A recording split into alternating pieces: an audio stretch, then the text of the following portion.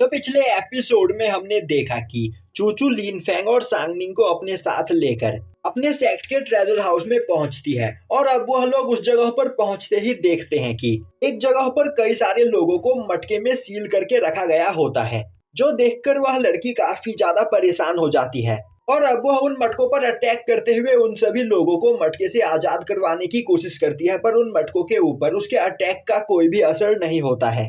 यह देखकर उसे कुछ भी समझ में नहीं आता है। तभी सांगनिंग आगे बढ़ते हुए उसे बताती है कि यह सभी मटके एशियंट ग्लास गोल्ड से बनाए गए हैं, जिस वजह से बिना डिवाइन पावर का यूज किए इन मटकों को डिस्ट्रॉय नहीं किया जा सकता है।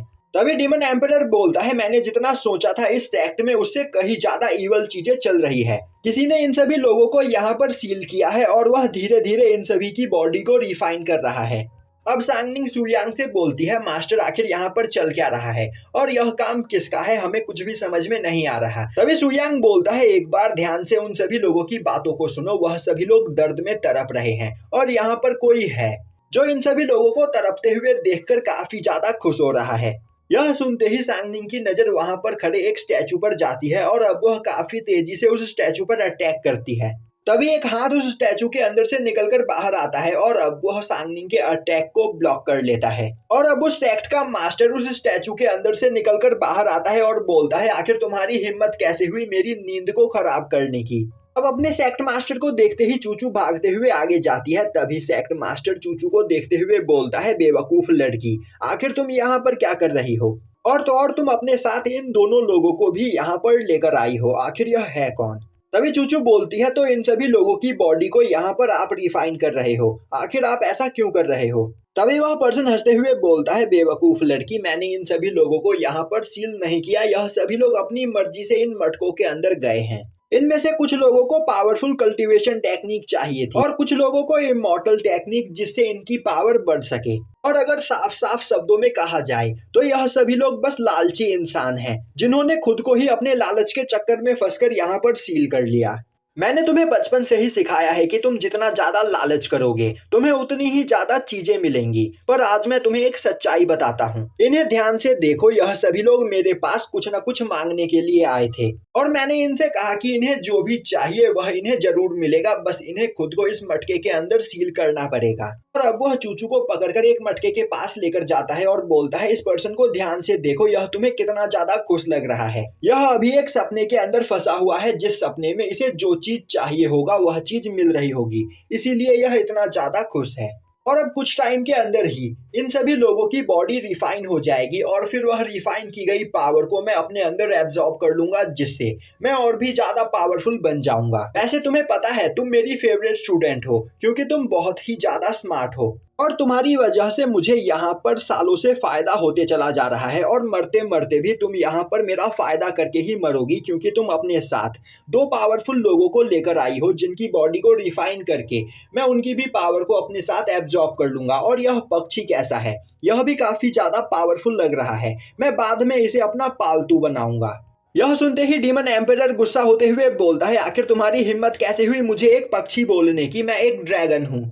तभी चूचू बोलती है, सेक्ट मास्टर, आप बस यहाँ पर पावरफुल बनना चाहते हो तो आपको यह सब करने की कोई जरूरत नहीं। मैं अपनी पावर का यूज करते हुए यहाँ पर हर जगह मौजूद ट्रेजर आपके पास लाकर आपको दे दूंगी, जिन्हें रिफाइन करके आप पावरफुल बन सकते हो, तो प्लीज आप इन सभी लोगों को छोड़ दो। तभी वह पर्सन बोलता है, बेवकूफ लड़की, क्या तुम्हें मेरी बात समझ में नहीं आ रही है, मैं इन सभी लोगों की मदद कर रहा हूँ, एक बार उन्हें ध्यान से देखो। वह सभी लोग बहुत ही ज्यादा प्रॉब्लम में थे, इसमें से एक पर्सन की बॉडी काफी ज्यादा कमजोर हो गई थी, इसीलिए वह मेरे पास यंग एंड पावरफुल बॉडी लेने के लिए आया था और मैं उसकी यह इच्छा पूरी कर रहा हूँ। और उस दूसरे पर्सन को तो तुम जानती ही होगी, वह मेडिसिन फूड शॉप में काम करता है और अब वह पर्सन अपनी पावर का यूज करते हुए चूचू को हिप्नोटाइज करने की कोशिश करता है, जिससे चूचू उसके लिए सांगनिंग और सुयांग को पकड़कर उसके सामने ला सके। यह देखते ही सांगनिंग सुयांग से बोलती है, मास्टर, हमें चूचू की मदद करनी चाहिए, क्योंकि अगर हमने कुछ भी नहीं किया तो वह पर्सन उसे जान से मार देगा। तभी डीमन एम्परर बोलता है, मास्टर उस इंसान की मदद नहीं करते हैं जो इंसान अपनी मदद खुद नहीं करना चाहता है। अगर चूचू के अंदर विल पावर है और वह इस सेक्ट को सही रास्ते पर ले जाना चाहती है तो उसे खुद ही फाइट करके इस पर्सन को हराना पड़ेगा। दूसरी ओर वह पर्सन चूचू को हिप्नोटाइज करते हुए बोल रहा होता है, मैं जानता हूँ कि तुम्हें यहाँ का सबसे ज्यादा पावरफुल पर्सन बनना है, मैं तुम्हारी इस इच्छा को जरूर पूरा करूंगा, बस तुम यहाँ पर मेरे दिए गए सभी काम को चुपचाप करती चली जाओ। तभी चूचू काफी तेजी से उस पर्सन को एक हेडबट मारते हुए उसे खुद से दूर कर देती है और अब वह लगातार उस पर्सन को पंच मारने लगती है, जिससे वह पर्सन काफी ज्यादा घायल हो जाता है। तभी चूचू एक काफी खतरनाक पंच उसे करती है, पर वह पर्सन उसके दोनों हाथों को पकड़ लेता है और अब वह बोलता है, बेवकूफ लड़की, तुम मेरे प्लान्स को इतनी आसानी से फेल नहीं कर सकती हो। तभी चूचू दोबारा से उसे एक हेडबट देते हुए खुद से दूर कर देती है। अब वह पर्सन काफी गुस्से में चूचू पर अटैक करने के लिए आगे बढ़ता है। तभी सुयांग अपने पैटर्न फॉर्मेशन टेक्निक का यूज करते हुए उस पर्सन को एक ही जगह पर फ्रीज कर देता है। यह देखकर उस पर्सन को कुछ भी समझ में नहीं आता है। वहीं पर चूचू इस मौके का फायदा उठाते हुए लगातार उसे मारने लगती है।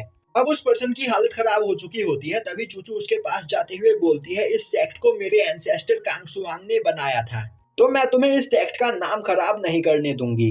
तभी डीमन एम्परर चूचू के पास आते हुए बोलता है, मैंने जितना सोचा था तुम उससे कहीं ज्यादा पावरफुल हो, तो तुम यहाँ पर हमारे टियान सेक्ट की मेंबर बन सकती हो। तभी वह पर्सन हंसते हुए खड़ा होता है और बोलता है, बेवकूफ लड़की, तुमने मुझे डिसअपॉइंट किया।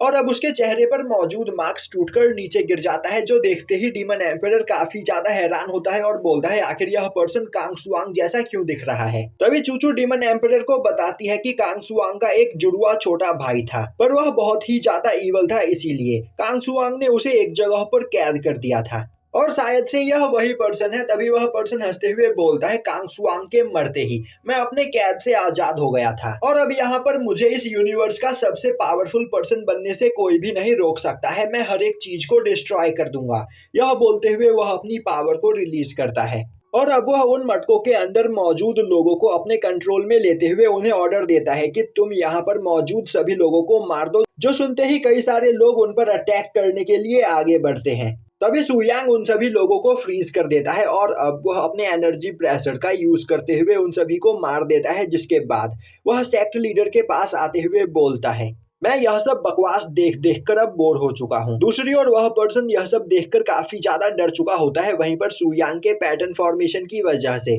वह अपनी जगह से हिल नहीं पा रहा होता है और अब सुयांग उस पर्सन के ऊपर अपना एनर्जी प्रेशर डालते हुए बोलता है, चूचू, तो अब तो तुम समझ ही गई होगी कि यहाँ पर तुम्हारे एंसेस्टर कांगसुआंग की कोई भी गलती नहीं थी। यह पर्सन था जिसने तुम्हारे सेक्ट का नाम खराब करके रख रखा था। और अब वह उस पर्सन को ब्लास्ट कर देता है और बोलता है, ज्यादा लालची इंसानों के साथ यही होता है, तो यह बात हमेशा याद रखना। अब हमें दिखाया जाता है कि बीच मार्केट में बैठी हुई चूचू कांगसुआंग द्वारा लिखी गई टेक्निक्स की किताब सभी लोगों को दे रही होती है। वहीं पर एक जगह से डीमन एम्परर, सुयांग और सांगनिंग यह सब कुछ देख रहे होते हैं।